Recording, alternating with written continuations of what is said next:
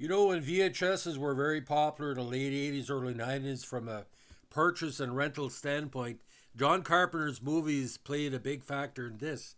And I think he's best what he called introspective or a retrospective movie, depending how you look at it, because it was almost like a tribute to the 1950s, 60s alien style movies. Was a Roddy Piper led movie called They Live. Now, the concept of this seems very simple, but it's very complex. Basically, what happens, a homeless drifter, played by Roddy Piper, eventually finds out by using certain sunglasses that he can determine that pretty well half the people on the planet are aliens, and they're turning Earth into a consumerism planet where basically can be easily manipulated, controlled in all factors, sex, produce, purchasing, whatever. But it's weird, very weird. The special effects of the aliens are not that good. Like they're sort of like a bad version of Mars Attacks, but it's very effective for 1988. It was quite well put together. Now again, came out in that great year of '88, directed by John Carpenter, and based on a '63 short story 8 o'clock in the morning by one Ray Nelson. Again, Keith David co-starred, and one of my favorite actresses of all time, who I met at the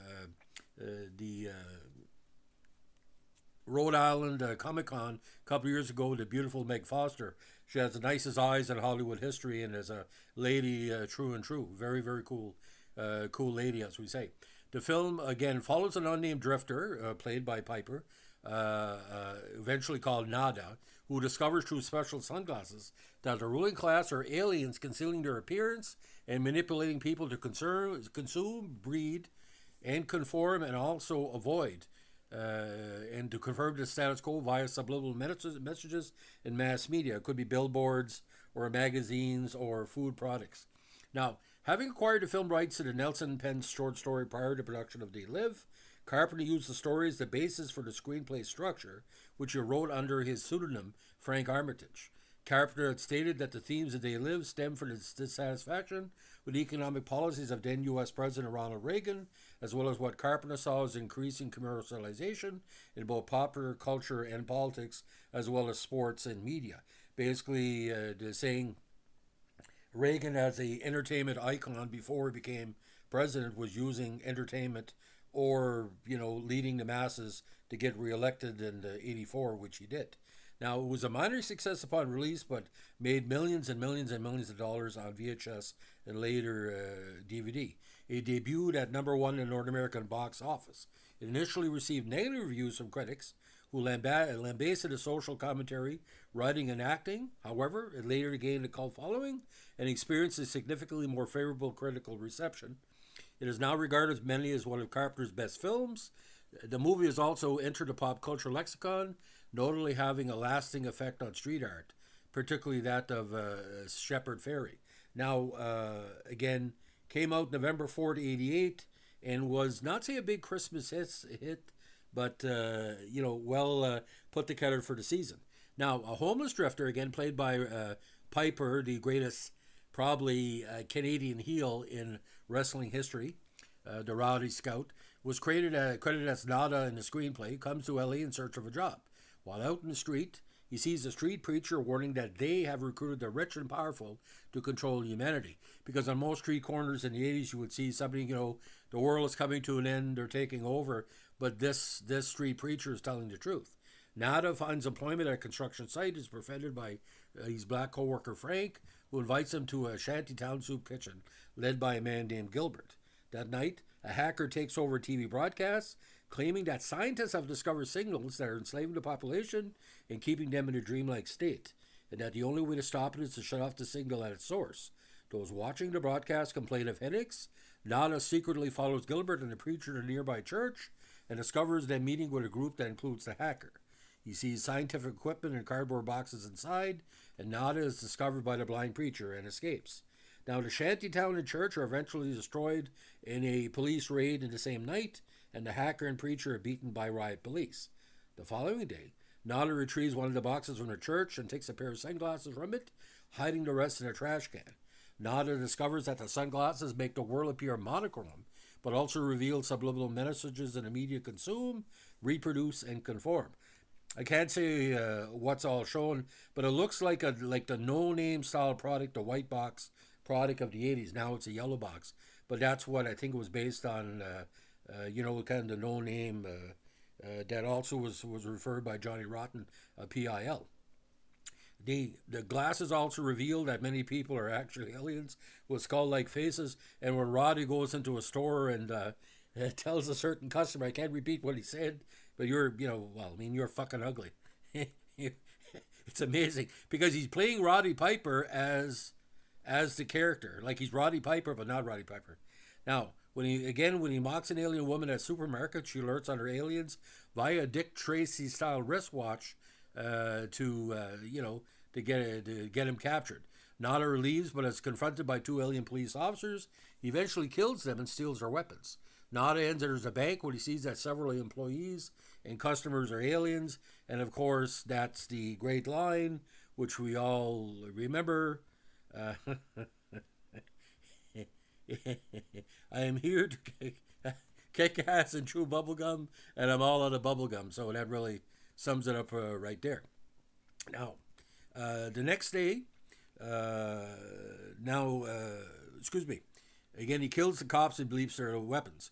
When he enters the bank, again, he says the big line. He sees that several employees and customers are aliens. He kills several aliens with a shotgun and escapes by taking Cable 54 employee Holly Thompson, played by Foster, hostage. It's very obvious that she is an alien sympathizer, but Piper doesn't catch on right away. At Holly's home, Nada tries to get her to try on the glasses, but she knocks him out of the window and down the hill and calls the police. The next day, Nada returns the alleyway and retrieves the sunglasses from a garbage truck before Frank meets Nada to give him his paycheck. Frank, believing Nada is attempting to murder him, resists Nada's attempts to put the glasses on him, and the two getting into a long and violent brawl, which was choreographed and took several weeks, sort of like a wrestling match. After Frank reluctantly lets Nada put the glasses on him, he sees the aliens for himself and goes into hiding with Nada. Now, when Frank and Nada run into Gilbert, who leads them to a meeting of an anti-alien movement, at the session they are giving contact lenses to replace the sunglasses and learn that the aliens are using global warming to make Earth move more like their own planet and are depleting the Earth's resources for their own gain. You also learn that the aliens have been bribing humans to become collaborators, promoting them to positions of power. Holly arrives at the meeting apologizing to Nada. The meeting is raided by police and the vast majority of those present are killed, with the survivors, including Frank, Nada, and Holly, scattering. Nada and Frank are caught in the alley, but he accidentally activated an alien wristwatch, opening a portal through which they escape. The portal takes them to the alien spaceport, where they discover a meeting of aliens and human collaborators celebrating the elimination of terrorists. They are approached by a former drifter they bravely met in a shantytown, now a collaborator, who gives them a tour of the facility and kind of a speech on why he joined up. He leads them to the basement of Cable 54, the source of the signal, which is protected by armed guards. Nada and Frank find Holly and fight their way to the transmitter on top of the roof, but Holly, in a very, very sad scene, kills Frank, revealing that Holly, too, is a human collaborator. Nada kills Holly and destroys the transmitter, but is mortally wounded by a group of aliens in a helicopter. Nada gives the aliens the middle finger as he bleeds out. With the transmitter destroyed, humans all over the world are free from the dreamlike state and discover the aliens hiding amongst them. And also there's a gratuitous nude scene at the end where this alien is basically, making love to a beautiful naked woman, and all of a sudden he said, "What's the matter, baby?" One of those, anyway. Now, Carpenter said the film's political commentary derives from his dissatisfaction with then U.S. President Reagan's economic policies, also known as Reaganomics, and what Carpenter viewed as increasing commercialization in both the popular culture and politics of the area. Upon the film's release, he said the picture's premise is that the Reagan Revolution is run by aliens from another galaxy. Free enterprisers from outer space have taken over the world and are exploiting Earth as a third world planet. As soon as they exhaust all the resources, they'll move on to another world. I began watching TV again. I quickly realized that everything we see designed to sell us something. It's all about wanting us to buy something. The only thing they want to do is take our money. Now, in 2017, in response to neo-Nazi interpretations of the film's themes, Carpenter further clarified the film is about yuppies and unrestrained capitalism and has nothing to do with Jewish control of the world. Now, it came from the short story and it was originally published in something called the Magazine of Fantasy and Science Fiction, November 63, involving a protagonist, George Nada, an alien version of the tradition of Asian to body snatchers, which Nelson, along with artist Bill Ray, adapted a story called Nada, published in Alien Encounters Comics Anthology in April '86. John Carpenter describes Nelson's story as a DOA type of story, is which a man is put in a trance by a strange hypnosis. When he awakens, he realizes that the entire human race has been hypnotized and that aliens are taking over. Now, because the screenplay was a product of so many sources, a short story, a comic book, and input from the cast and crew, Carpenter decided to use the pseudonym Frank Armitage, allusion to one of the filmmaker's favorite writers, H.P. Lovecraft. Now, Henry Armitage is a character in Lovecraft's The Dunwich Horror. Now, for the role of Nana, the filmmaker chose Piper, whom he had met at WrestleMania 3 earlier in '87. For Carpenter, it was an easy choice. Like many Hollywood actors, Roddy has life written all over him. Carpenter was impressed with Keith David's performance in The Thing and needed someone who wouldn't be a traditional sidekick, but could hold his own. To then, Carpenter wrote the role of Frank specifically for David. Now, Day and Live was shot over 2 months during March and April '88, principally on location in downtown LA, with a budget only slightly greater than $3 million American. One of the highlights of the film is a 5.5-minute alley fight between Nada and Frank over a pair of special sunglasses. Carpenter recalls that the fight took 3 weeks to rehearse. It was an incredibly brutal and funny fight along the lines of the slugfest between John Wayne and Victor McLagan in The Quiet Man. Now, Carpenter composed the film music with Alan Howard. It's a very, very kind of B-level kind of music theme. Now, released in North America the first week of November '88, debuted at number 1 in the box office, grossing $4.8 million, and it spent 2 weeks in the top 10. The film's original release date, advertised in promotional materials on October 21st, '88, had been pushed back 2 weeks to avoid direct competition with Halloween 4, The Return of Michael Myers. Now, reviews at the time were kind of half and half. In the Chicago Reader, Jonathan Rosenbaum wrote, Carpenter's wit and storytelling craft make this fun and watchable. Now, writing for the Globe, Jay Carr said it was a throwback to 50s and 1950s visual, complete with plump little B-movie flying saucers, and makes the point that the rich are fascist fiends. Now, Janet Maisel, New York Times, since Mr. Carpenter seems to be trying to make a real point here, the flatness they live is doubly disappointing. Now, on a review aggregator website Rotten Tomatoes, the film has an approval rating of 86% based on 73 reviews, with an average rating of 7.3. The website's critical consensus reads, it's a politically subversive blend of horror and sci-fi. Day Live is an underrated genre film from John Carpenter. Metacritic gave the film a weighted score of 55 and 100 based on 22 reviews. I can only give it a 3 out of 4 because there's certain things in here, not say it's boring, but you know what's going to happen. Like the middle parts are kind of almost like, like comic book style, you get a 4-part graphic novel series. This, like the middle part, is 2 and 3 go slow. But once it gets hot, it gets really hot. Now, Day Live has been ranked 18 on EW's magazine's The Cult 25, the essential left field movie hits since '83 less than 2008. Now, the fight scene again was very popular with critics and was considered one of the 20 greatest fight scenes ever. It also influenced the wrestler whose director, Darren Aronofsky, interpreted the scene as a spoof. The fight scene was parodied by the TV show South Park in the episode Cripple Fight, and Shepard Fairey credits the film as a major source of inspiration, sharing a similar logo to his Andre the Giant Has a Posse campaign. Now, novelist Jonathan Lethman called Day Live one of the favorite movies of the 80s, hands down. This is a movie could only be made in the 1980s. There's no way it can be made now because people say, it's too slow, and it's featuring a wrestler and no-name actors.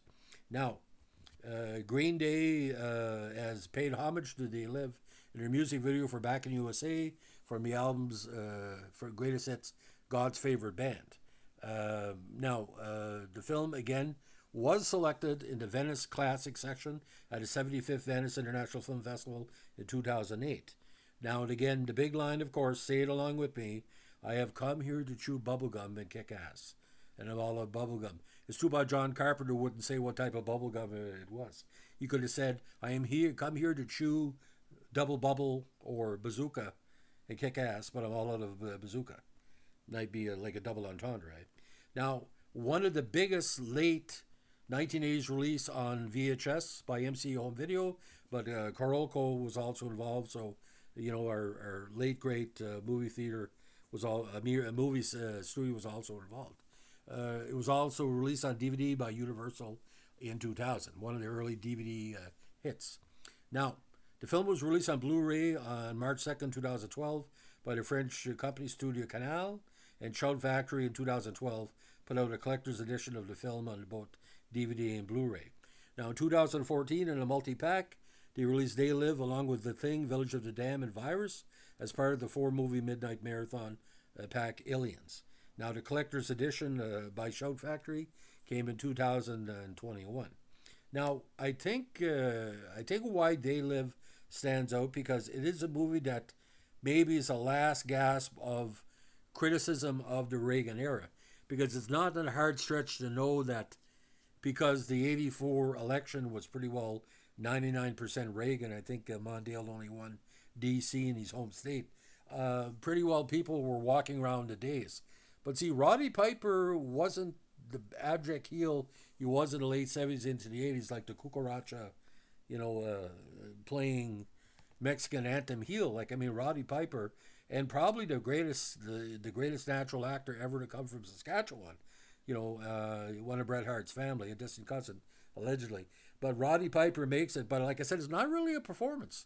He's playing a different version of Roddy Piper. It's weird because he plays it like a Chuck Norris, like when Chuck Norris was playing different versions of himself, or Charles Bronson, or John Wayne. Like it's to that level. And he never had a big success, even though I think there was a couple episodes, The Outer Limits, he was in. It was quite good. But Roddy never hit that level of success again as an actor. So for me, it's 3 stars out of 4, or what do you call 4 stars out of 5. I don't like Carpenter as a rule because Carpenter, in the words of Family Guy, he insists upon himself. But without John Carpenter, you wouldn't have those B-level movies. The greatest B-level creator of movies of the modern era is John Carpenter. And when will he get his Oscar? We still don't know. Because will he get an honorary Oscar down the road? I hope so. Unless he got one already, I don't think he has. But we'll see it.